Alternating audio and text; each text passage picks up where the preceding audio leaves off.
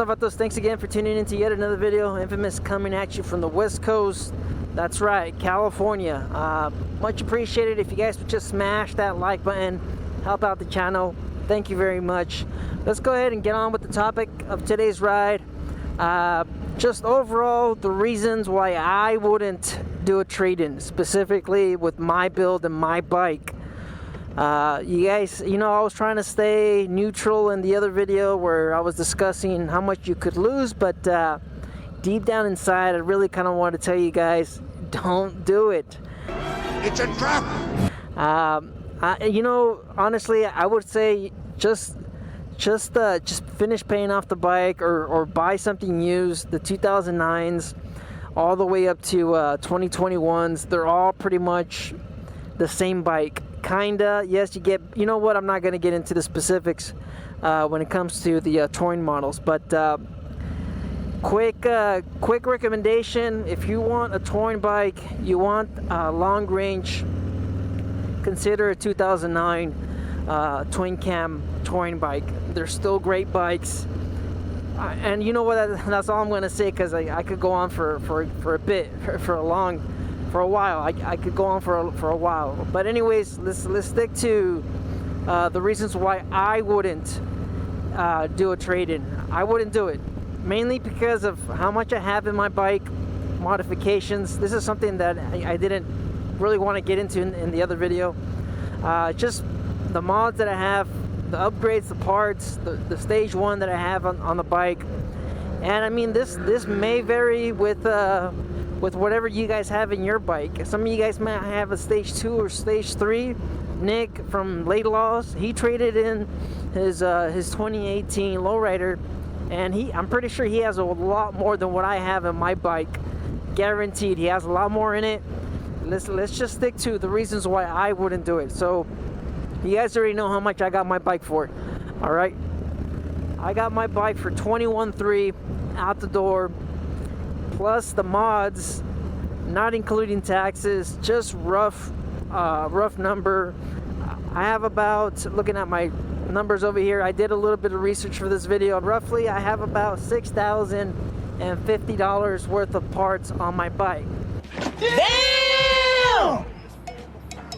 So that brings up the total of my bike for how much I paid, not including interest. Of course, interest will add quite a bit, but I did it all myself, so I didn't have to pay the dealer to do it. If you paid the dealer to do it, roughly for what I have on my bike, you're looking at about $12,000, $13,000 for what I have.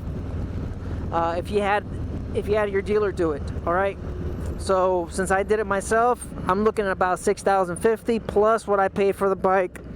That's a total of $27,350. That's how much technically I paid for my bike. $27,350. Is that, yeah, $27,350. That's how much I paid for my bike, not including the interest that I already have paid for the year and a half that I have so far. So roughly, not including interest, not including some taxes on the parts, everything installed by yours truly, of course, that is $27,350. If I were to trade in this bike, some of you guys have been reaching out to me. Some of you guys are getting about $15K for your trade-in. Some of you guys are getting a little bit over, but roughly average around $15K for your trade-in. So if I were to trade in my bike, after what I paid, $27,350, I am losing, listen to this, I am losing $12,350. That's how much I'm losing. So this is why I would always recommend private sale. Private sale, and yes, I know it's going to be tough. You know, you're going to get some people flaking on you. You're going to have to risk letting people ride your bike, and even then, I mean, for me to sell this on the used market and ask for $27,350, it's man, that's honestly, it's not really reasonable. I don't think anybody in their right mind would be paying $27,000 for a $18,000 bike. There's no way.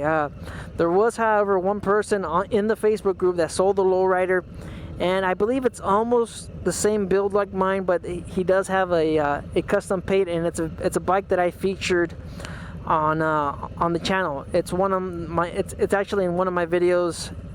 Yes, it's a great looking bike, and I believe he sold his for about $26,000.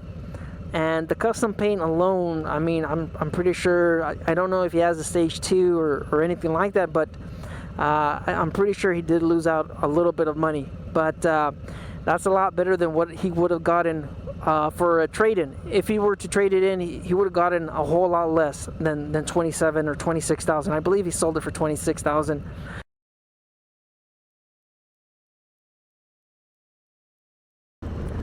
Some of you guys were wondering about a good deal. You guys were mentioning your deals at your dealerships. I get messages on my IG about the numbers and about deals if I believe it's a good deal. Look at MSRP with the fees. I've mentioned the price sheet. The DMV price sheet is something that I believe will benefit a lot of you guys when you guys are negotiating for your bikes. You guys have a real good number on how much you should be paying.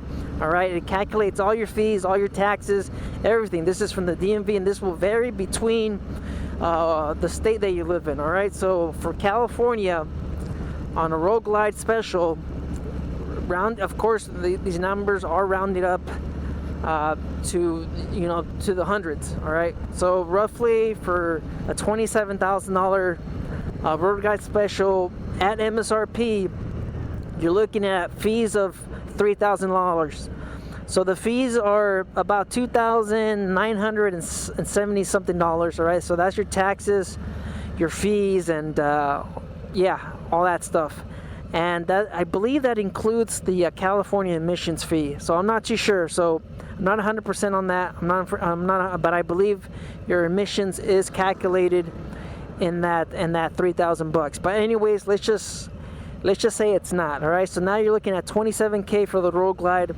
DMV fees, that's another $3,000. So now you're at $30,000 MSRP, plus your freight, of course, that's another $500, plus your emissions $200, and then whatever little fake fees the dealership's going to be tacking on. Of course, there is a dock fee.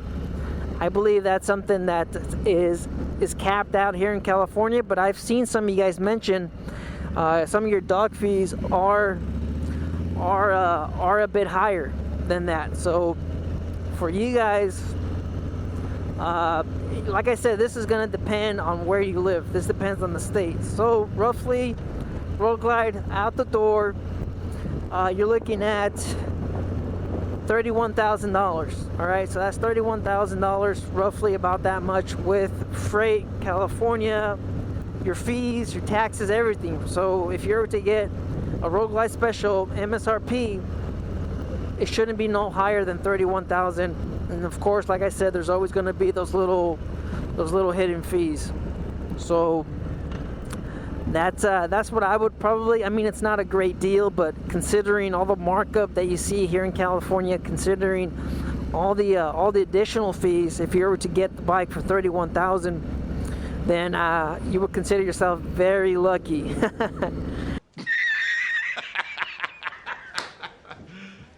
You serious? I'm pretty much everywhere with this, but let's try to clean this up a little bit. So the second reason why I wouldn't do it, why I wouldn't trade, is my riding style is still the same. All right, typically, mainly city riding with a little bit of highway riding. And listen to this: I don't have passenger foot pegs on my bike, so I don't ride two up.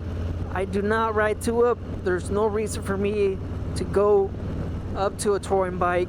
If you're out there riding two up, then yes, I guess I could say you need more comfort, you need more suspension travel. I guess that would be it, but man, that's a lot of money that you're losing if you have a build like mine. All right, so my riding style is the second factor of me not trading in my lowrider. There's just, I'm not going to get anything out of the Road Glide. Yes, it's a nice looking bike. It's a good looking bike, man. I really like that Road Glide. You have that beautiful shark nose fairing and frame mounted fairing, infotainment system. I mean, there's a lot of stuff on there. The Prodigy wheels, beautiful wheels. I'm not gonna get too specific after that, but yes, it's a great looking bike. But man, there's just no way. I mean, this bike fits me best. Light touring. I commute. I take it to work. I use the saddlebags. I like the bigger windshield for the added wind protection. I really like my mid mounts, my mid controls. I love my mid controls from riding from my Sportster, having my other cruiser, having the forward controls. I just prefer this overall feel of my bike. All right, I'm 5'7", I'm not too tall, I'm not cramped. This bike fits me perfect. It's lighter than the touring bike. It's about 200 pounds lighter than a Road Glide Special. So yes, this bike fits me well. It's perfect for my riding style. All right, that's the second reason why I just wouldn't do it. You know what? I guess the third reason, I mentioned it in the first one, it's just you would have to make your build. Like I said, that's just additional money that's going to be coming out of your pocket. For my build, like I mentioned, I don't need a lot of the stuff that I put on my bike. It's got the saddlebag, it's got the bigger fairing. I would probably only have to do like a stage 1 and probably handlebars. So yes, I'm looking at an additional $3,000 for a new bike, for a new build, just to kind of personalize it to myself, to make it, to get it to fit. Oh yeah, with the seat as well, just to get it to fit perfectly with my overall frame and build, of course. So I guess that would be the third reason why I wouldn't do it, because you would just have to spend more money, right? Harley tax. What's that one meme? Changed my mind. Harley is a t-shirt company that sells unfinished bikes. That is perfect. That is beautiful. That is great. Not to mention, I did mention I would recommend a stage 2, so you would have to look at an extra $2,000 on top of the $3,000, so $5,000 to get it to fit you just right, or to get it to fit myself, or to get the bike to fit me perfectly, and to kind of have that same throttle response and acceleration like the Lowrider S, because you are adding 200 pounds to the same powertrain. All right, you're adding more weight, which means it's not going to handle as agile, as quick as a Lowrider S. All right, because you're adding extra weight. So stage 2, I would say, man, you really have to go stage 2 if you're coming from a Lowrider S. So that brings up your spending an additional $5,000. Not to mention stage 2 aftermarket SNS, you are avoiding a warranty. So yes, I mean, it all plays a factor. That's extra money coming out of your pocket. You already lost $12,000, so that brings up your total with the new build. That brings your total up to $17,000, $17,350 to go from a Lowrider S, my type of Lowrider S, that's fully built, to a fully built Road Glide Special that would fit my taste and my preferences. So $17,000. And quite honestly, I mean, you don't even need reason 2 or reason 3. Reason 1 is $20,000. That's how much you're looking. Let's just round it up. Let's just throw these crazy ass numbers. $20,000. That's how much it's gonna cost you. All right. So, like I said, that's how much it's gonna cost me, because these are my numbers. These are my build. This is my bike. And I don't know how much you guys out there, how much you paid, or how much you're going to be able to get out of your bike. Like I said, if you're looking at getting rid of your Lowrider, private sale, part it out. I'm repeating myself. You guys just stay out there, stay safe. Don't believe everything you read. Life's a risk. Get out there and ride. Later.